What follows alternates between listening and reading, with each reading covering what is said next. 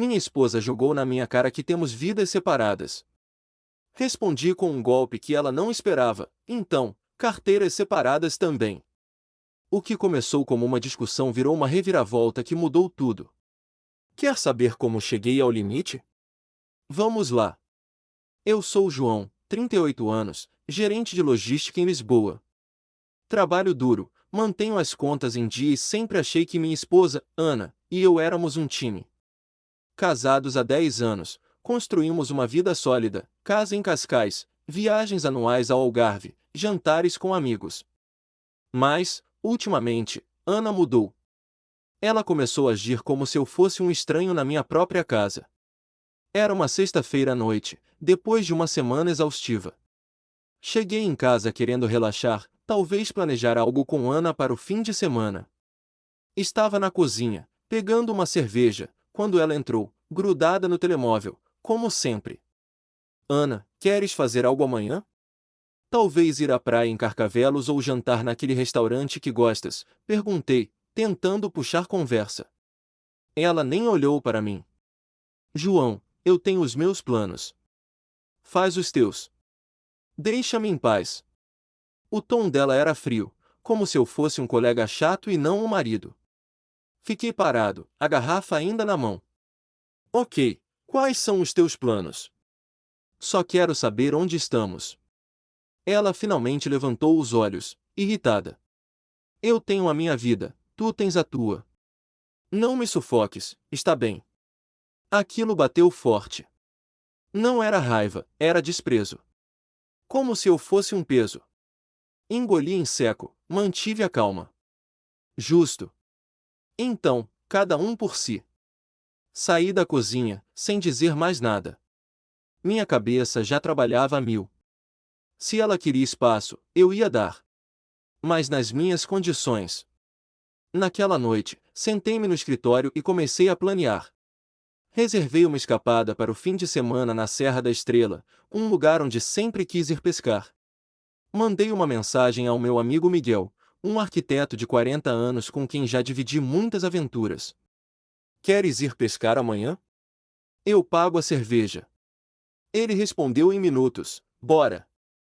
7 da manhã no café do costume. No sábado, acordei cedo, preparei o equipamento e saí sem deixar bilhete.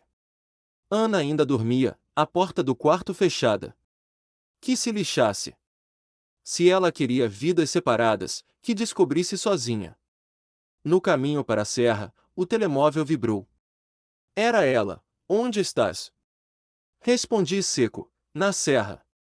Disseste que tinhas planos. Sem emojis, sem rodeios. Quando cheguei, Miguel já estava no lago, descarregando a geleira. Problemas no paraíso? Perguntou, com um meio sorriso. Ela quer espaço. Estou a dar, respondi, subindo para o barco. Ele riu. És frio, João. Mas cuidado, a Ana não é de desistir fácil. Ignorei o aviso e foquei-me na pesca. O ar fresco, a água calma e a conversa com Miguel foram o reset que eu precisava. Pela primeira vez em semanas, senti-me leve. Voltei no domingo à noite. Ana estava no sofá, a ver um reality show qualquer. Não disseste que ias sair, disse ela, sem emoção. Tu também não disseste os teus planos, retruquei, deixando a mochila na entrada. Somos adultos, não é?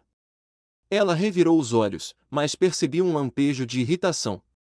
Como se esperasse que eu implorasse pela atenção dela. Não ia acontecer. Na segunda-feira, voltei ao trabalho com uma ideia fixa. Liguei ao meu contabilista, Ricardo, um tipo sério que parece gostar mais de números do que de pessoas. Separa as nossas contas conjuntas. Quero tudo em contas individuais, disse. Ele hesitou. Tens a certeza, João? É um passo grande. Certeza absoluta. Ela quer a vida dela, que pague por ela. Ele suspirou. Ok, mas a Ana vai ficar furiosa. Que fique, respondi. Naquela noite, cheguei à casa e Ana estava na cozinha, a cortar legumes com uma energia que parecia mais raiva do que culinária. Amanhã temos jantar com os Sousas, disse, sem me olhar. Os Souzas são nossos vizinhos, o Pedro, advogado, e a Sofia, que adora bisbilhotar. Não vou. Tenho planos, respondi, pegando uma maçã. Ela parou faca. Desde quando? Desde agora. Tu tens os teus planos, eu tenho os meus. Lembras-te?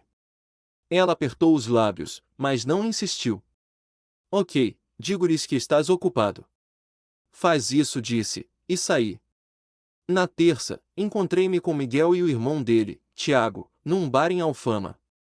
Entre cervejas e conversas sobre trabalho. O telemóvel vibrou. Era Ana. A Sofia perguntou por ti. O que digo? Respondi, diz que estou a trabalhar. Diverte-te. Silenciei o telemóvel e pedi outra ronda. Tiago riu. Estás a dar um baile na Ana, hein? Não é um baile, disse. É só clareza. Ela quer espaço, eu dou. Naquela noite, cheguei a casa e Ana estava à minha espera, braços cruzados.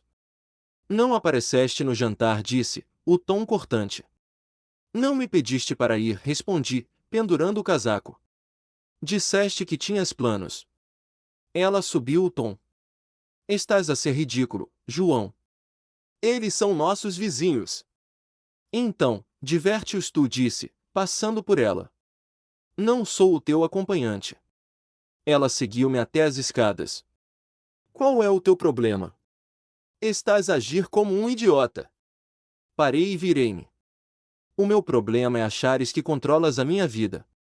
Queres espaço? Tens. Mas não esperes que eu fique à espera. Ela ficou sem resposta, os olhos faiscando. Subi, fechei a porta e comecei a planear o próximo fim de semana. Ana tinha definido o tom. Eu estava a definir as regras. A tensão com Ana só aumentava. Depois da discussão sobre vidas separadas, eu, João, decidi jogar pelas regras dela, mas com as minhas condições. A semana seguinte trouxe um novo teste. Ana marcou um jantar com amigos sem me avisar, como se eu fosse aparecer só porque ela queria. Cheguei a casa numa quinta-feira, depois de um dia longo na empresa de logística em Lisboa, e ela estava na sala, a mexer no telemóvel. Amanhã temos jantar com a Rita e o Carlos, disse, sem levantar os olhos. Sexta-noite, no restaurante do bairro Alto. Não vou, respondi, pegando uma água. Tenho planos. Ela parou, o telemóvel ainda na mão. Que planos? Desde quando? Desde agora, disse, mantendo o tom firme. Tu tens a tua vida, eu tenho a minha, lembra-te. Ela riu, mas era um riso nervoso. João, para de ser infantil. É só um jantar. Então, vai tu, retruquei. Não sou obrigado a seguir a tua agenda. Ela ficou em silêncio, os dedos apertando o telemóvel. Saí para o escritório e reservei uma ida ao cinema com Miguel. Nada de esperar por convites. Na sexta, saí direto do trabalho para o cinema. Miguel riu quando contei o que aconteceu. Estás a apertar o cerco, hein? A Ana não vai gostar disso. Que não goste, respondi. Ela quis assim. Durante o filme, o telemóvel vibrou. Era Ana. Onde estás? Todos estão a perguntar por ti. Respondi, no cinema. Diverte-te. Silenciei o telemóvel e foquei-me na tela. Pela primeira vez, senti que estava no controlo. No sábado, Ana tentou mudar de tática. Chegou a casa com um sorriso forçado, dizendo que precisava de dinheiro para uma viagem de fim de semana com amigas. É para o spa em Évora, já marquei. Olhei-a nos olhos.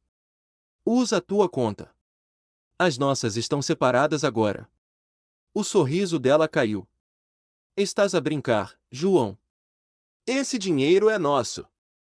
Não, disse, calmamente. É meu. Queres a tua vida? Paga por ela. Ela ficou vermelha, a voz subindo. Estás a ser mesquinho. Todo mundo sabe que tu ganhas mais. Mantive a calma. Então, usa o teu salário. Não sou o teu banco. Ela saiu furiosa, batendo a porta. Naquele momento, percebi que não era só sobre dinheiro. Ana queria manter o controle, ditar as regras, mas eu não ia ceder.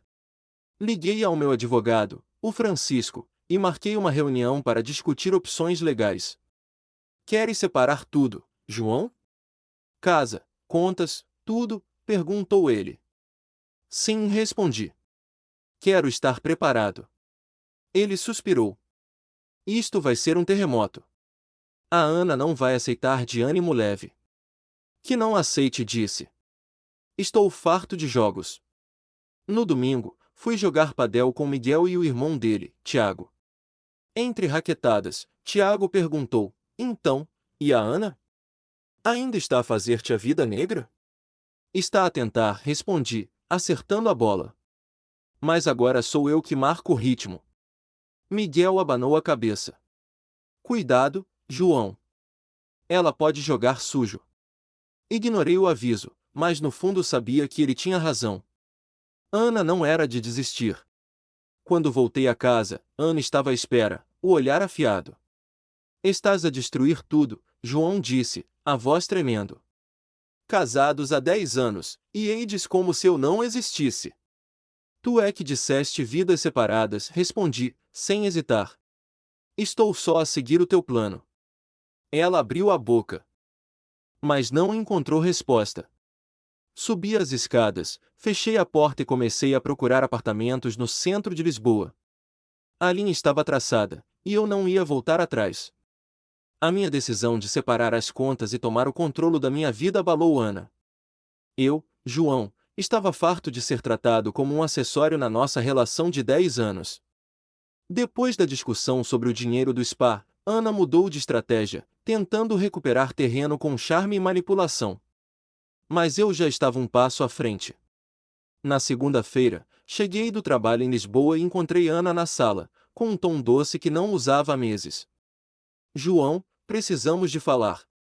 Quero planear um fim de semana a dois, como antes. Talvez na comporta. Olhei-a, desconfiado. Agora queres ser equipa? Disseste que tínhamos vidas separadas. Ela hesitou, forçando um sorriso. Estava estressada. Vamos esquecer isso. Não mordi o isco. Não, Ana. Tu marcaste o tom, eu só estou a seguir. Se queres mudar as regras, prova com ações, não palavras. Ela ficou em silêncio, o sorriso desmoronando. Saí para o escritório e continuei a procurar apartamentos. Na terça, encontrei-me com a minha agente imobiliária, Clara, numa pastelaria em Santos. Ela mostrou-me 3 opções de apartamentos no centro de Lisboa. Escolhi um T1 moderno, a poucos minutos da empresa. Queres assinar já? Perguntou Clara, surpresa com a minha pressa. Sim, respondi. Quero isto resolvido. Ela acenou, mas avisou, se a Ana souber, vai ser um problema. Que seja, disse. Eu trato disso. Na quarta-feira, Ana tentou outra abordagem. Chegou a casa com uma garrafa de vinho e propôs um jantar só nós dois. Para quê? Perguntei, pegando uma cerveja. Queres a tua vida, tens-na? Ela insistiu, a voz tremendo. João, estás a levar isto longe demais. Somos casados. Casados, mas com carteiras separadas, retruquei. Ou esqueceste o que disseste? Ela saiu, batendo a porta. Eu sabia que ela estava a testar-me, esperando que cedesse. Não ia acontecer. Na quinta, marquei uma reunião com o meu advogado, Francisco, para discutir a separação formal. Queres mesmo avançar, João? Divórcio é um caminho sem volta, disse ele. Não é divórcio, ainda respondi. Quero tudo pronto, caso precise. Ele preparou os papéis para dividir os bens e proteger as minhas finanças. A Ana vai lutar, avisou. Ela gosta de controlar. Que lute, disse. Estou pronto. No sábado, fui a uma churrascada na casa do Miguel, em Sintra. Ana apareceu, toda sorrisos, conversando com a mulher do Miguel, a Inês. Eu estava na grelha, virando salsichas, quando ela se aproximou. Estás a divertir-te? Perguntou, com um tom doce, mas afiado. Sim, respondi, sem desviar os olhos da grelha. E tu? Ela baixou a voz. Estás a envergonhar-me, João. Mal falas com as pessoas. Olhei-a, firme. Estou aqui porque quero, Ana. Não porque me mandaste. Se tens um problema, falamos depois. A sós. Inês tossiu, disfarçando. Miguel levantou uma sobrancelha. Ana forçou uma risada e voltou para junto de Inês, mas vi apertar o copo de vinho com força. Mais tarde, Inês puxou-me de lado. João, a Ana está estranha. Disse que estás numa crise de meia-idade. Ri-me. Se isto é uma crise, é a melhor que já tive. Inês abanou a cabeça. Cuidado. Ela parece estar a planear algo. Agradeci, mas não me preocupei. Já tinha assinado o contrato do apartamento. A mudança era na próxima semana. Na domingo, Ana tentou uma última cartada. Chegou a casa com uma reserva para um jantar num restaurante caro no Chiado. Vamos resolver isto, João disse. Quero o nosso casamento de volta. Olhei-a nos olhos. Queres o casamento ou o meu dinheiro? Ela ficou pálida. Isso é injusto. Não disse. Injusto é me tratares como um estranho e esperares que pague as tuas contas. Assinei um contrato de arrendamento. Mudo-me na segunda. Ela ficou sem palavras, os olhos arregalados. Estás a acabar com tudo, gritou. Não, Ana, respondi. Tu começaste. Eu só estou a terminar. Eu, João, estava decidido. Após Ana insistir em vidas separadas, assinei o contrato de arrendamento de um apartamento em Lisboa e preparei a mudança. A tensão em casa era palpável. Ana alternava entre silêncio gelado e tentativas de me convencer a recuar. Mas eu não cedia. A minha mudança estava marcada para segunda-feira, e eu já organizava tudo com o meu advogado, Francisco, para proteger as minhas finanças. Na sexta-feira, cheguei do trabalho e Ana estava à minha espera. João, precisamos de falar, disse, a voz mais calma do que o habitual. Quero tentar de novo. Esquece o que disse. Olhei-a, firme. Ana, palavras não apagam ações. Disseste que tínhamos vidas separadas, e eu aceitei. Agora, lida com as consequências. Ela tentou argumentar. Estás a ser teimoso. Podemos resolver isto. Resolver, retruquei. Queres o meu dinheiro, não o nosso casamento. Mudo-me na segunda. Ela saiu, furiosa, batendo a porta. No sábado, fui jogar golfe com Miguel e o irmão dele, Tiago, em Oeiras. Entre tacadas, Miguel perguntou: a Ana já cedeu? Não, respondi. Está a tentar manipular, mas não vou voltar atrás. Tiago riu.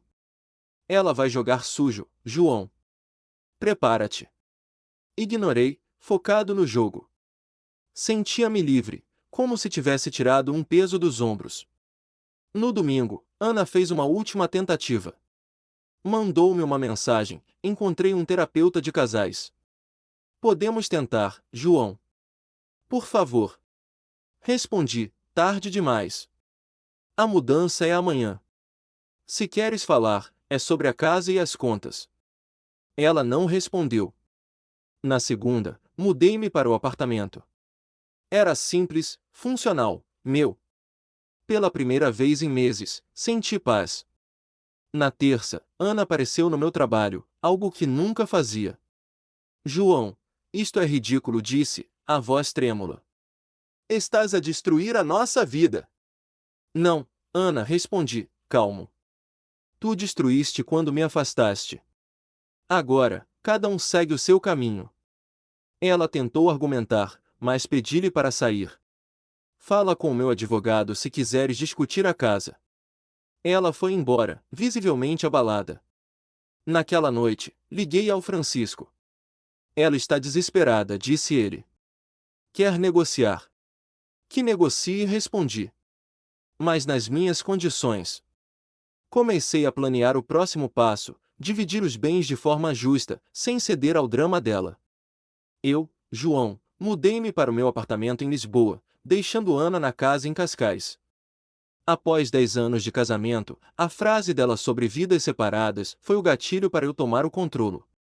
Separei as contas, assinei um contrato de arrendamento e mantive-me firme, mesmo com as tentativas dela de me manipular. Agora, era a hora de fechar este capítulo.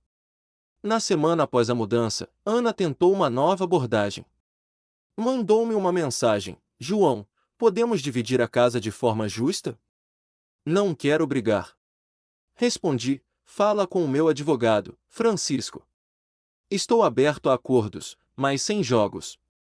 Ela marcou uma reunião com ele, e eu preparei-me para o pior. Francisco avisou: ela quer a casa e metade das poupanças. Está a jogar a carta da vítima. Que jogue, disse. Quero tudo dividido legalmente. Na reunião, Ana apareceu com um advogado próprio, um tipo de fato caro que falava como se já tivesse ganho. Propuseram que eu pagasse uma pensão enquanto ela ficava com a casa. Rejeitei na hora. Dividimos tudo a meio, disse, firme. Vendo a casa, partilhamos o valor. Nada de pensões. Ana ficou tensa, mas o advogado dela cedeu. Vamos negociar, disse ele. Acordamos vender a casa e dividir os lucros. Assinei os papéis, sentindo um alívio imediato. Dias depois, encontrei-me com Miguel num bar em Alfama. Conseguiste, João, disse ele, brindando com uma cerveja. A Ana achava que te controlava. Ela tentou, respondi. Mas cansei-me de ser o plano B. Ele riu. E agora? Vais ficar solteiro para sempre? Não, disse. Vou viver. Sem correr atrás de ninguém. Semanas depois, a casa foi vendida. Cada um ficou com a sua parte. Ana tentou um último contato, pedindo para conversarmos como amigos. Respondi: não somos amigos, Ana. Boa sorte. Cortei o contato, exceto para questões legais. Comecei a jogar padel regularmente com Miguel e Tiago, planeei uma viagem à Madeira e fechei um novo contrato na empresa de logística. Pela primeira vez em anos, sentia-me dono da minha vida. Meses depois, soube por Inês, a mulher do Miguel, que Ana contava a todos que eu tivera uma crise de meia-idade. Ri-me. Se isto era uma crise, era a melhor decisão que já tomara. Não fugi, não persegui, não implorei. Apenas vivi. E isso foi suficiente. A lição? Ana quis vidas separadas, mas não esperava que eu levasse a sério. Quando estabeleci limites, ela perdeu o controle que achava ter. Não precisei de vingança mesquinha, apenas segui as regras dela, com as minhas condições. A justiça veio na forma de liberdade, e isso bastou. Pergunta para vocês: se fossem o João, perdoariam a Ana e manteriam contato? Ou seguiriam em frente sem olhar para trás, como ele fez? Acham que ele foi justo ou demasiado duro? Deixem nos comentários.